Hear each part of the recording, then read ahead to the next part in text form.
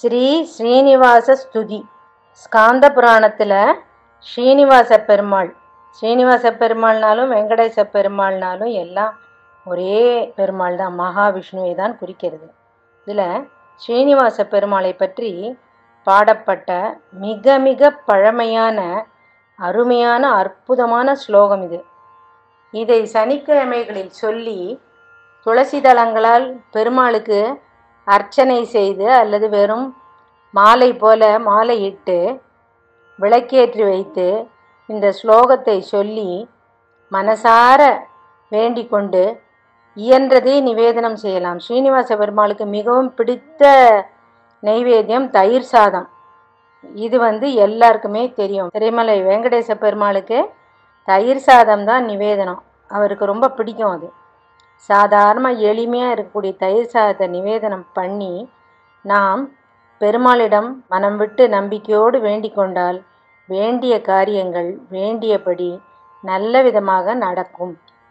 வெங்கடேச பெருமாள் ஸ்ரீனிவாச பெருமாளின் அனுகிரகம் பரிபூர்ணமாக கிடைக்கும்.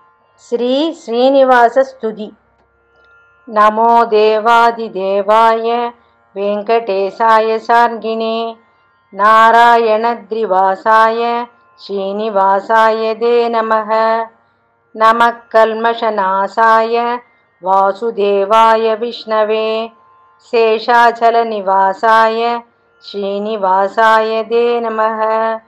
நமஸ்திரைலோக்யநாதாய விஸ்வரூபாய சாக்ஷிணே சிவபிரம்மாதிவந்தியாய ஸ்ரீனிவாசாய தே நமः.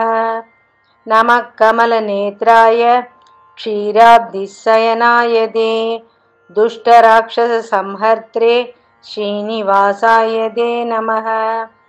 பக்தப்ரியாய தேவாய தேவானாம் பதயே நமக. பிரணதார்த்தி விநாசாய ஸ்ரீனிவாசாய தே நமः. யோகினாம் பதயே நித்யம் வேதவேத்யாய விஷ்ணவே பக்தானாம் பாபசம்ஹர்த்ரே ஸ்ரீனிவாசாய தே நமः. இதி ஸ்ரீஸ்காந்தபுராணே वेङ्कटाचलमाहात्म्ये त्रयोविंशोऽध्याये पद्मनाभाख्यद्विज कृत श्रीनिवासस्तुति सम्पूर्णम्.